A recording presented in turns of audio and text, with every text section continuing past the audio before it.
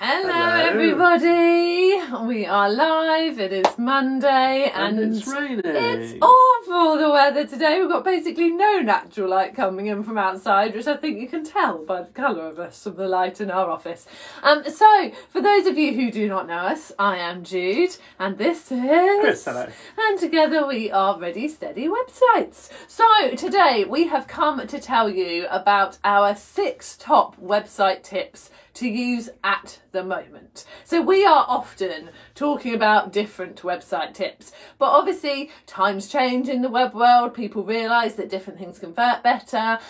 Throughout the year there should be different things that you're really focusing on your website, and so we wanted to come and talk to you about the things we really think you should be focusing on your website at the moment. Hello. We've got people saying hello on Instagram. No one's joined us on Facebook yet, but they might come along soon. And if you are watching live and you have any comments to make or any questions you want to ask, please do that as well, because we like having the conversation. So let's get started. Chris, do you want to pick a tip to talk about first?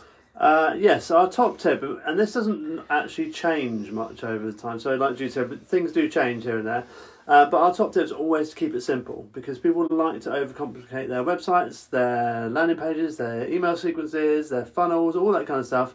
Keep it simple. Make sure you're focused on your individual client or your individual customer or your ideal customer, whatever you want to call them. Make sure that you're talking to them directly. Obviously you don't have to say their name, but you know, all the content that you're putting out there on the website should be keyed into that individual, and keep it simple. Don't try and do too many clever things. Try and get something that you know is going to work, and then test it, and then if you need to, expand it from there. Don't try and do all the bells and whistles from the beginning. Yeah, and we do find that. We find people are trying to create a product, and then at the checkout they want to have like an automated upsell for things, and then they're like, oh, and then we could add this onto that, and then we could do this, and maybe if we put this tech in that would sell better. And actually no, if you haven't got your messaging right in talking to your ideal client on your website, none of the rest of that stuff matters. Don't get yourself bogged down. Bogged down. Bogged down with all of that. Do keep it simple. So then our next top tip that leads on really nicely from that is to be clear on the 2 key call to actions that you have on your website. So you have your primary call to action and your secondary call to action. Your primary call to action is that ultimate thing that you want people to do on your website. So if you sell products on your website, then the main primary call to action is you want people to go and buy that product. But perhaps people won't do that straight away. Perhaps they want to get to know you a bit better first, and your secondary call to action has to back that up. And maybe that's to get them to join your email list. Maybe it's to get them to join your Facebook community. Whatever it is that you've got going on in your business for people to get to know you better, your secondary call to action, your secondary purpose of your website should be that. And then once they get to know you better, they go and carry out that primary purpose and click on that primary call to action. So that is our second tip, to be really clear about the primary and secondary purpose of your website and what you want it to do for your business. Yeah, and the next tip is kind of sort of 2 tips. So firstly, Christmas is coming up, Black Friday is coming up, the New Year's coming up. Have you thought about how you're going to navigate that? Do you need a new landing page on your site to offer something for Black Friday, or offer something for the Christmas period, or offer something for the New Year? Obviously it depends on your type of business, it depends on what you're selling, but quite often people are looking at this time of year to grab a good deal. So if you're trying to look to discount your services or have a product out there, we're going to be running a Black Friday offer. We don't tend to do Christmas offers because they don't work very well in this sort of, for the web industry in December, because most people like disappear. But Black Friday works really well for us, and then obviously the New Year's coming up as well, which is a lot of people want to make a fresh start with things, so it's a good opportunity to do that. One thing I would say with a January offer is don't do it on the 1st of January, because people are still having lions and half drunk still. Like leave it a week for when people are back and their kids are back at school and that kind of thing as well. And the second part of that is, if you are offering something like that on a landing page and you're sending people to your landing page for your new offer, have you thought about putting a pop-up on your website? So some kind of pop-up or some kind of banner or some kind of section on your site that are actually going to push people across to that landing page, because it's all well and good having that landing page there, and you are obviously driving a bit of traffic there, maybe via Instagram or Facebook or other means, but if you've actually got something actively on your site that's also doing the work for you as well, a pop-up can work really well in that regard as well. Yeah, absolutely. So then following on from that, it is this time of year where it gets busy. People are putting offers out there. Perhaps you're launching new products because of the time of year. So it really, really is important to keep an eye on your website speed, because you're likely to be driving more traffic to your website. And therefore, the more people who are hitting your website, the slower it can get. So do be really aware of your website speed. And you can go to either Google Page Speed or a website called gtmetrics.com. Both of them are great for giving you some insight into what your website's page speeds are, and you can just type in your web address in there and it will do a little magical searchy thing.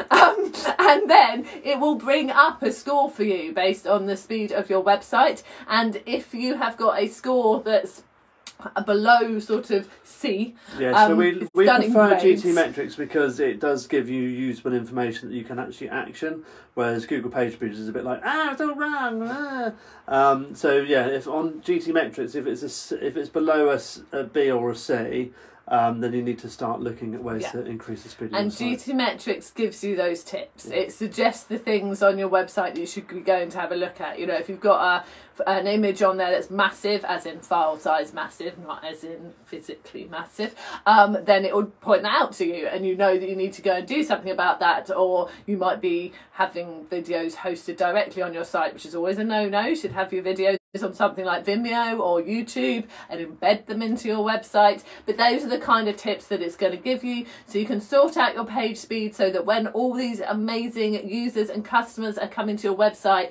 they're going to have a nice, quick user experience on your website, and they're more likely to take the action that you want them to take. Yeah, and the other half of that as well is making sure that your hosting is good enough to cope with any sort of traffic spikes.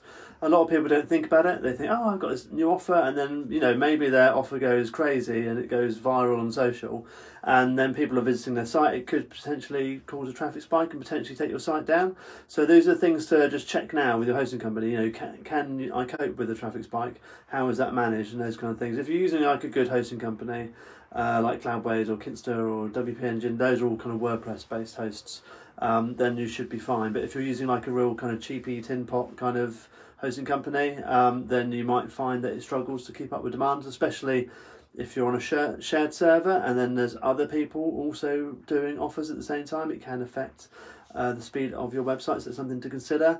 And the final tip really is to always make sure that your website works on mobile, because lots of people are going to be hitting your sales pages, your product pages, and they're going to be looking at it either through Facebook, or they're going to click on a link on Instagram, and they'll be looking at it from their phone on their emails, and they'll be firing it up on their phone. So make sure it works, make sure the title at the top is clear, make sure there's a call to action right at the top before anyone has to scroll on the page or on the phone, and then you stand the best chance of converting that to a sale. Absolutely. So there were lots of top tips in there. I think we probably did more than 6. Oh, the other thing I would mention is, just as an aside, is, and I've seen this from quite a few different email companies, make sure you've got your email set up and they're ready to go, and just be aware that if you're doing anything time-based when it comes to email marketing, that your email marketing system can cope with those times, and always build in a little bit of extra wiggle room just in case anything goes wrong. So if you're saying like, the offer ends at midnight, maybe it's worth keeping the offer open until 1 a.m. just in case people don't get the email straight away. So that's just something else, just as a kind of a bit of a backup plan for when you're trying to make sales. An 8th bonus tip on top of the 7 that we did when it should have been 6.